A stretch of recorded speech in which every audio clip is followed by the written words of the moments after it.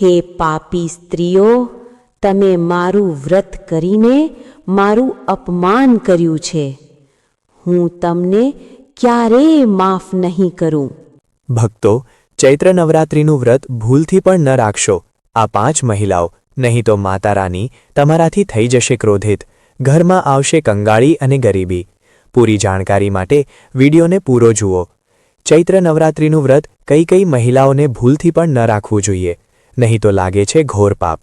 આ 5 મહિલાઓને ચૈત્ર નવરાત્રિનું વ્રત ક્યારેય ન રાખવું જોઈએ.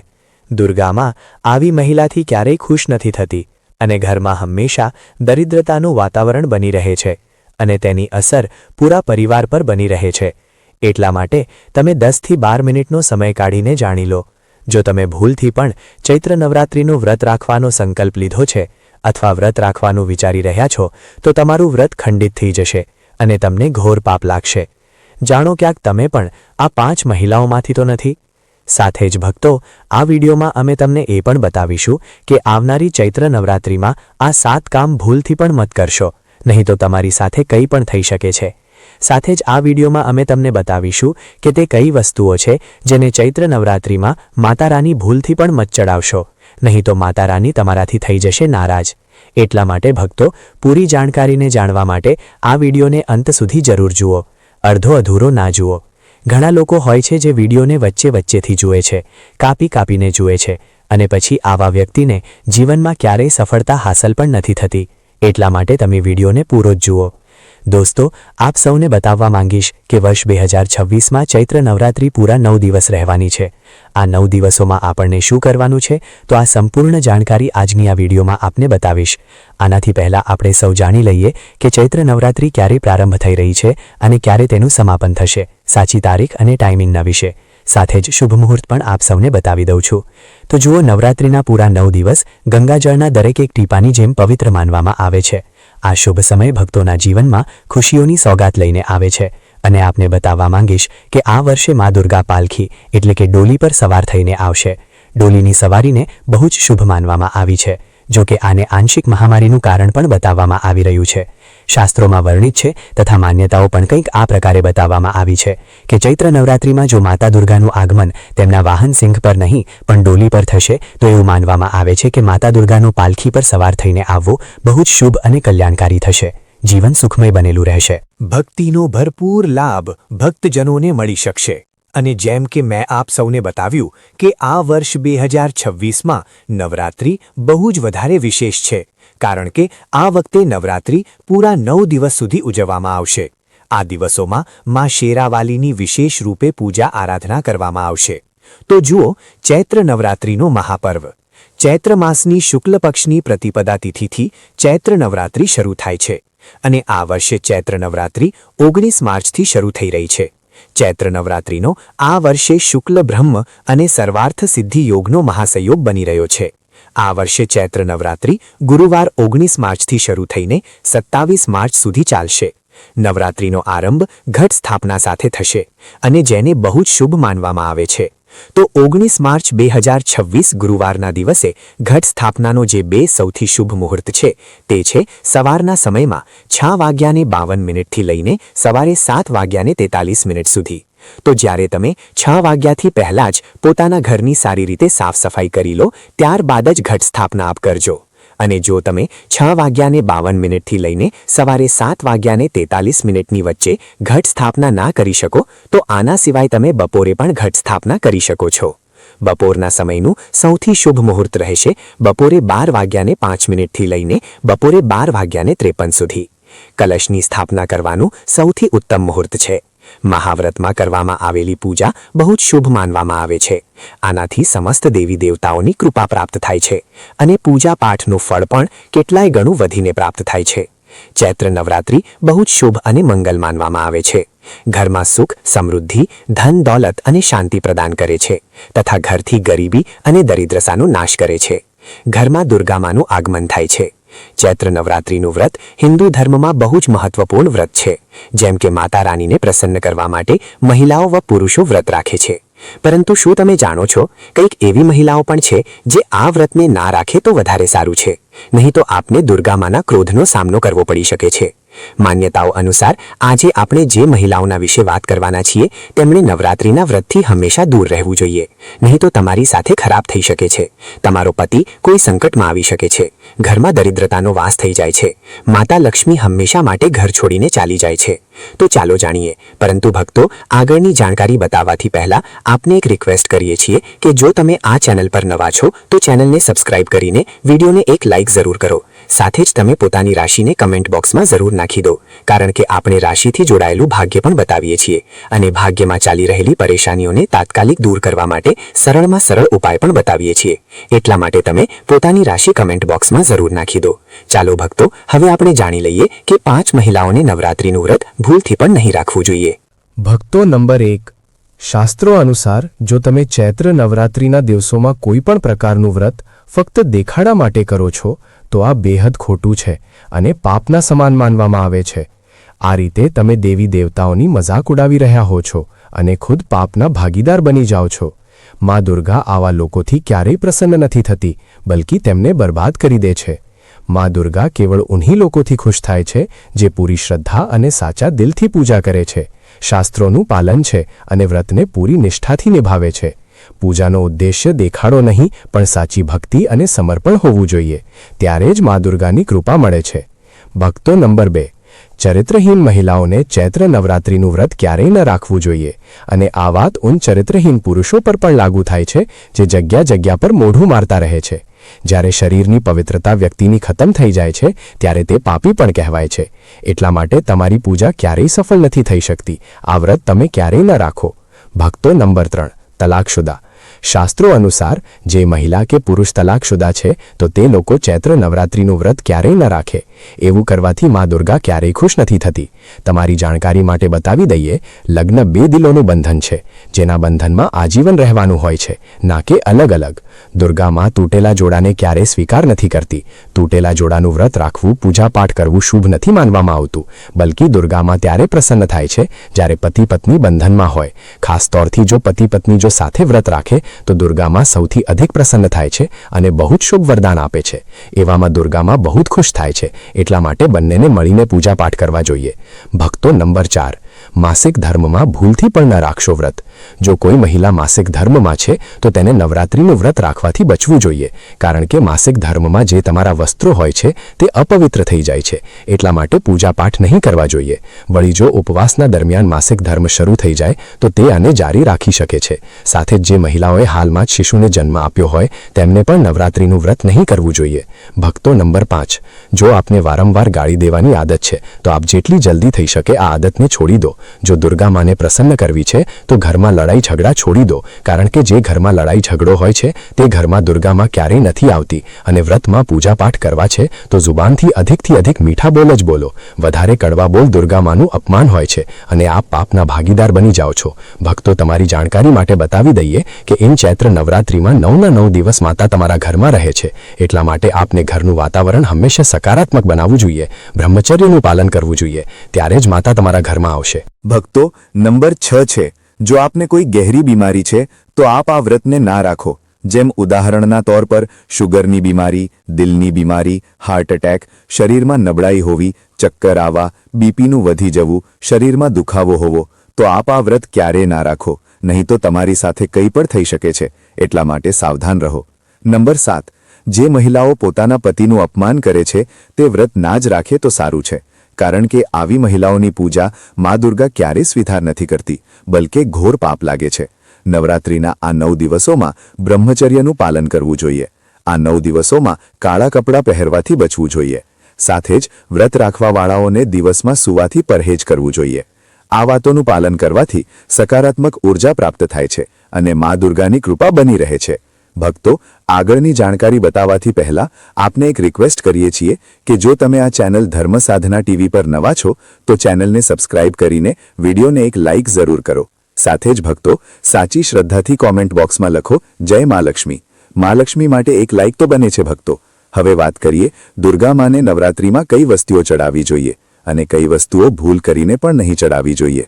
ભક્તો, ભૂલથી પણ દુર્ગા માને આ વસ્તુ ક્યારેય અર્પિત મત કરજો, નહીં તો સારી જિંદગી બરબાદ રહેશો. જિંદગીભર રોવાના સિવાય કંઈ નહીં મળે. ભક્તો, નંબર 1. નાળિયેર. હિન્દુ ધર્મમાં નાળિયેરને સુખ સમૃદ્ધિ ધન શ્રદ્ધા અને સન્માનનું સૂચક માનવામાં આવે છે. નાળિયેરને શ્રીફળ પણ કહેવામાં આવે છે.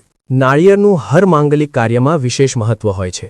જેમ કે આપ સૌ જાણીએ છીએ કે દુર્ગામાના કેટલાય મંદિરોમાં નાળિયેરથી બલિ પણ દેવામાં આવે છે અને દુર્ગામાના પૂજનમાં નાળિયેરનો ઇસ્તેમાલ આપ સૌ કરીએ છીએ. ખાસ કરીને કલશની સ્થાપના નાળિયેર રાખીને જ કરવામાં આવે છે. દુર્ગામાના પૂજનમાં આપ નાળિયેર ઇસ્તેમાલ કરતા સમયે કંઈક ભૂલો કરી બેસીએ છીએ. નાળિયેર કેટલાય પ્રકારના હોય છે. એક લીલું, બીજું સૂકું, જેના અંદર પાણી હોય છે. જે નાળિયેરના અંદર પાણી હોય છે, મા રાનીના પૂજનમાં સદૈવ પાણીવાળું અને જટાવાળું નાળિયેર જ અર્પિત કરો. કલશ સ્થાપનામાં સાબુત નાળિયેર હોવું જોઈએ. નાળિયેર ચટકેલું કે તૂટેલું નહીં હોવું જોઈએ, કારણ કે સાબુત નાળિયેર જ પૂર્ણ અને પવિત્રતાનું પ્રતીક હોય છે. સાબુત નાળિયેર જ સુખ સમૃદ્ધિનું પ્રતીક હોય છે. સાબુત નાળિયેરને જ શ્રીફળ એટલે કે મા લક્ષ્મીનું ફળ કહેવામાં આવે છે. ચૈત્ર નવરાત્રિઓમાં દુર્ગામાના કલશની સ્થાપના કરતા સમયે જટાવાળું અને પાણીવાળું નાળિયેર જ કલશ પર સ્થાપિત કરવું જોઈએ. સાથે જ એ ધ્યાન રાખવું જોઈએ કે નાળિયેરને સદૈવ કલશના નીચે સોડાવીને રાખવું જોઈએ. ઘટ સ્થાપના એટલે કે કલશ સ્થાપના કરતા સમયે ક્યારેય પણ નાળિયેરને ઊભું કરીને નથી રાખવામાં આવતું. નાળિયેરને સદૈવ સોડાવીને જ કલશના ઉપર રાખવામાં આવે છે. સાથે જ નાળિયેરને સ્થાપિત કરવાથી પહેલાં આપ નાળિયેરને લાલ કપડામાં લપેટીને આપ નાળિયેરને કે ઉપર સ્થાપિત કરો. શાસ્ત્રોના અનુસાર કલશના ઉપર જ્યારે સાચી રીતે નાળિયેર રાખવામાં આવે છે અને સાચા પ્રકારનું નાળિયેર રાખવામાં આવે છે, ત્યારે જ વ્રત અને પૂજનનું પૂર્ણ ફળ પ્રાપ્ત થાય છે. એ પણ ધ્યાન રહે કે મહિલાઓ દુર્ગામાને નાળિયેર અર્પિત તો કરી શકે છે, પરંતુ ક્યારેય પણ દુર્ગામાના સામે નાળિયેરને ભૂલથી પણ ના તોડે, કારણ કે નાળિયેર બીજરૂપ હોય છે. એટલે કે નાળિયેરમાં બીજ હોય છે અને બીજરૂપથી જ શિશુને જન્મ આપે છે. એટલા માટે ક્યારેય પણ મહિલાઓને નાળિયેર નહીં તોડવું જોઈએ. નંબર 2, લવિંગ. લવિંગ આપ સૌ દુર્ગામાના પૂજામાં ઇસ્તેમાલ કરીએ છીએ, પરંતુ લવિંગનો ઇસ્તેમાલ કરતા સમયે એક બહુ મોટી ભૂલ કરી બેસીએ છીએ. હંમેશા ધ્યાન રાખવું જોઈએ કે દુર્ગામાને સદૈવ લવિંગ સાથે એલચી પણ અર્પિત કરવી જોઈએ. લવિંગ સાથે ઘી ચડાવવાથી દુર્ગામાં કાફી પ્રસન્ન થાય છે. નંબર 3, તુલસીના પાન. ચૈત્ર નવરાત્રિઓમાં દુર્ગામાને તુલસીના પાન અર્પિત નહીં કરવા જોઈએ. મા દુર્ગાના પૂજનમાં તુલસી પત્રનો ઇસ્તેમાલ કરવો વર્જિત માનવામાં આવે છે. તુલસી પત્રના સિવાય દુર્વા પણ દુર્ગામાને અર્પિત નહીં કરવી જોઈએ. નવરાત્રિમાં આપ ગણેશને દૂર અર્પિત કરી શકો છો. આપ ભગવાન વિષ્ણુજીને તુલસીના પાન અવશ્ય અર્પિત કરી શકો છો, પરંતુ દુર્ગામાને ભૂલથી પણ તુલસીના પાન કે દુર્વા અર્પિત ના કરો. દુર્ગામાને સફેદ ફૂલ પણ અર્પિત ના કરો. દુર્ગામાને સદૈવ લાલ રંગના ફૂલ અર્પિત કરવા જોઈએ. લાલ રંગના ફૂલ દુર્ગામાને અતિ પ્રિય છે. ખાસ કરીને દુર્ગામાને ગુલાબ અને કમળના ફૂલ અતિ પ્રિય છે. ભક્તો, ચૈત્ર નવરાત્રિ આવવાની છે. બસ કંઈક જ દિવસ બાદ ચૈત્ર નવરાત્રિ પ્રારંભ થઈ જશે. તો આપણે આપને એક એવી બતાવીશું જેને ચૈત્ર નવરાત્રિમાં ઘરમાં લાવવાથી સકારાત્મક ઉર્જાનો વાસ થાય છે અને આપ ધનવાન બની જાઓ છો. એવામાં આ નાની વસ્તુ ઘરમાં લાવવાથી દુર્ગામાં ખુશી ખુશી પોતાના ઘરમાં સે ચાલી આવે છે. આ વસ્તુને ઘર લાવવાથી દુર્ગામાં અવશ્ય પ્રસન્ન થાય છે. આ જ વસ્તુ ચૈત્ર નવરાત્રિ પર ઘરમાં લાવવી બહુ જ શુભ અને મંગળકારી માનવામાં આવે છે. તો ચાલો જાણીએ ભક્તો. નંબર 1, 16 શૃંગારનો સામાન. ચૈત્ર નવરાત્રિના દરમિયાન ઘરમાં લાવવો બહુ જ શુભ અને મંગળકારી માનવામાં આવે છે. એવામાં ઘરના બનેલા મંદિરમાં રાખવાથી જન્મો જન્માંતરની મટી જાય છે અને મા દુર્ગાની કૃપા સદૈવ ઘર પર બની રહે છે. પૂરા વર્ષ મા રાણીની કૃપા આપ અને આપના પરિવારના ઉપર બની રહે છે. શાસ્ત્રોમાં બતાવવામાં આવ્યું છે કે ચૈત્ર નવરાત્રિઓના દિવસોમાં 16 શૃંગારનો સામાન ઘરના મંદિરમાં હોવો બહુ જ શુભ અને મંગળકારી માનવામાં આવે છે. આપ જે જગ્યા ઘરમાં માતાની આસન નવરાત્રિ વ્રત કરવા માટે સ્થાપિત કરી રહ્યા છો, તે જગ્યા પર 16 શૃંગારનો સામાન રાખી દો. એવું કરવાથી મા દુર્ગાની કૃપા સદૈવ ઘર પર બની રહે છે. નંબર 2, સોનું, ચાંદી કે તાંબાના સિક્કા જરૂર રાખો. શાસ્ત્રોના અનુસાર સોના, ચાંદી કે તાંબાથી બનેલી કોઈપણ ધાતુને ખાસ તોરથી ચૈત્ર નવરાત્રિના 9 દિવસોમાં પૂરા 9 દિવસો સુધી ઘરના મંદિરમાં રાખવાથી બહુ જ શુભ અને મંગળકારી માનવામાં આવે છે. નવરાત્રિના દિવસોમાં સોનું, ચાંદી, તાંબા ઘરમાં લાવવાથી તેનું ફળ કેટલાય ગણું વધી જાય છે. એટલા માટે સોનું, ચાંદી કે તાંબાના સિક્કા દુર્ગામાના પાસે અવશ્ય રાખો. આનાથી દુર્ગામાં બહુ પ્રસન્ન થાય છે. ભક્તો, નંબર 3, શંખ અને ગંગાજળ. ધર્મશાસ્ત્રોના અનુસાર ચૈત્ર નવરાત્રિઓના અવસર પર શંખ ઘરમાં જરૂર લઈને આવો.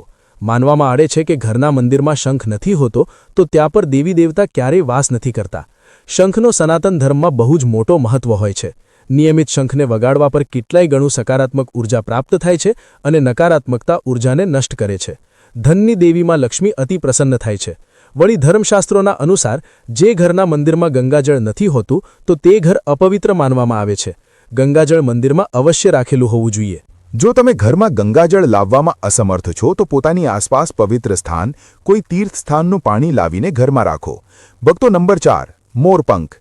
ચૈત્ર નવરાત્રિઓમાં મા સરસ્વતીનો પ્રિય મોરપંખ ઘર લાવીને ઘરના મંદિરમાં રાખવાથી કેટલાય બધા ફાયદા છે.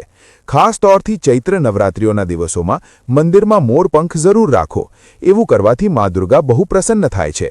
ભક્તો, હવે આપણે જાણીએ નવરાત્રિઓના દરમિયાન આપણને શું નથી ખાવું જોઈએ અને શું નથી પીવું જોઈએ અને કયું ફળ ખાવાથી વ્રત સંપૂર્ણ અને સફળ થઈ જાય છે. દોસ્તો, નવરાત્રિના દિવસ ફળ જરૂર ખાવું જોઈએ. શાસ્ત્રોમાં બતાવવામાં આવે છે કે ભગવાનના ભોગમાં સેવા આદિ જરૂર અર્પિત કરવામાં આવે છે. જો તમારું વ્રત છે તો આપને કેળા, સફરજન, સંતરા, તરબૂચ અને મીઠી દ્રાક્ષ જરૂર ખાવી જોઈએ. ઇન ફળોથી વ્રતધારીને શક્તિ મળે છે અને વ્રત સંપૂર્ણ થઈ જાય છે. શાસ્ત્રોમાં બતાવ્યું છે કે નવરાત્રિઓના દિવસોમાં સીતાફળ જરૂર ખાવું જોઈએ. સીતાફળ ખાવાથી 5 થી 15 એવી બીમારીઓ છે જે ખત્મ થઈ જાય છે. માનવામાં આવે છે કે નવરાત્રિઓના દિવસોમાં સીતાફળનો ઘરમાં પ્રવેશ હોવો બડો ही શુભ માનવામાં આવ્યો છે. સીતાફળ ખાવાથી નવરાત્રિનો વ્રત સફળ થઈ જાય છે, કારણ કે આમાં માતા સીતા અને રામ ભગવાનના આશીર્વાદ મળેલા હોય છે. કહેવામાં આવે છે કે જે નવરાત્રિના દરમિયાન સીતાફળ ખાય તેને દુઃખોનો સામનો નથી કરવો પડતો. સીતાફળ આપને જરૂર ખાવું જોઈએ. ભક્તો, નવરાત્રિના 9 દિવસ દુર્ગા માતાને સમર્પિત હોય છે. નવરાત્રિના 9 દિવસ માતા રાનીના 9 અલગ અલગ સ્વરૂપોનું પૂજન કરવામાં આવે છે. નવરાત્રિના 9 દિવસોમાં માતા રાનીને અલગ અલગ સ્વરૂપના હિસાબથી અલગ અલગ પ્રકારના ભોગ અર્પિત કરવામાં આવે છે. પરંતુ શું તમે જાણો છો, કંઈક એવી વસ્તુઓ છે જેને નવરાત્રિના દરમિયાન ભૂલથી પણ માતા રાનીને અર્પિત નથી કરવાની. ચાહે જો इन વસ્તુઓને તમે ભૂલથી પણ માતા રાનીને અર્પિત કરી દો છો તો આપને વ્રત અને પૂજનનો પૂર્ણ લાભ નહીં થાય. એટલા માટે માતા રાનીની કૃપા પ્રાપ્ત કરવા માટે આપને એ જાણવું અતિ આવશ્યક છે કે તે કઈ એવી વસ્તુ છે જે માતા રાનીના પૂજનમાં ભૂલથી પણ ઇસ્तेमाल નથી કરવી જોઈએ. તો આइए ભક્તો, વીડિયોને પ્યારો सा एक लाइक करता हुआ અને કોમેન્ટ બોક્સમાં માંગ કા જયકારો લગાવતા હુઆ વીડિયોને શરૂ કરીએ.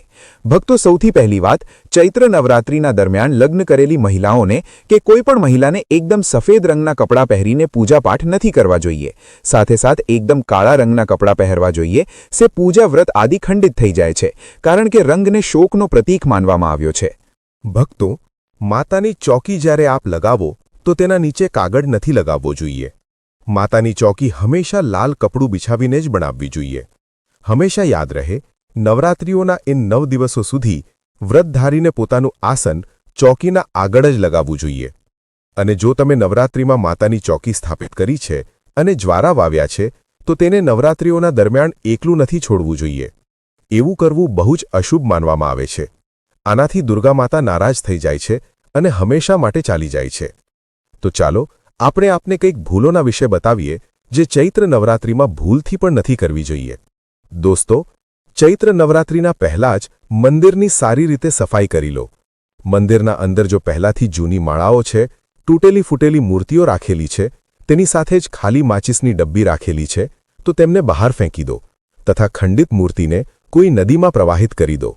ઘરમાં નાના બાળકોને નવરાત્રિનું વ્રત નથી રાખવું જોઈએ કે આનાથી તેમના કો ખતરો થઈ શકે છે, કારણ કે આ વ્રતમાં શરીરને અધિક શક્તિની જરૂરત હોય છે. નવરાત્રિના 9 દિવસોમાં પોતાના ઘરને સાફ સુથરું અને પવિત્ર રાખવું અતિ આવશ્યક છે. એટલા માટે નવરાત્રિના 9 દિવસોમાં બ્રહ્મચર્યનું પાલન કરવામાં આવે છે. એટલા માટે નવરાત્રિમાં સ્ત્રી અને પુરુષને શારીરિક સંબંધ બનાવવાથી બચવું જોઈએ અને તામસિક ભોજન ગ્રહણ નથી કરવું જોઈએ. નવરાત્રિના 9 દિવસોમાં માતા રાનીના ભક્તોને ડુંગળી, લસણ, માંસ, મદિરા અને ઈંડાથી દૂર રહેવું જોઈએ. અધિકતર ભક્તો નિયમનું પાલન પણ કરે છે, પરંતુ તે એક ભૂલ જરૂર કરી બેસે છે કે તે નવરાત્રિના 9 દિવસોમાં પોતાના ઘર કંઈક અપવિત્ર વસ્તુઓને રાખી લે છે. એવું ભૂલથી પણ નથી કરવું જોઈએ. શાસ્ત્રોના અનુસાર નવરાત્રિના 9 દિવસો સુધી માતા રાણી પોતાના ભક્તોના ઘરમાં વાસ કરે છે. જો તમે પણ ચાહો છો કે માતા રાણી તમારા ઘરમાં વાસ કરે તો તમે પોતાના ઘરના વાતાવરણને પવિત્ર રાખો અને નવરાત્રિ શરૂ થવાથી પહેલાં જ પોતાના ઘરથી ડુંગળી, લસણ, મીઠ, માંસ અને મદિરાને બહાર કાઢી દો. પોતાના ઘરને સાફ રાખો. ઇન વસ્તુઓને ઘરથી બહાર કાઢવાના પોતાના ઘરમાં ગંગાજળનો છંટકાવ અવશ્ય કરો. ભગવદ્ ગીતામાં ભગવાન કૃષ્ણ કહે છે, બગેર ગંગાજળ છંટકાવના કોઈ પણ મંગળ કાર્ય સફળ નથી માનવામાં આવતું. ગંગાજળનો છંટકાવ સ્વયં ભગવદ્ ગીતામાં શ્રી કૃષ્ણે બતાવ્યો હતો. જો તમારા ઘરમાં ગંગાજળ ના હોય તો માર્કેટથી લાવી શકો છો.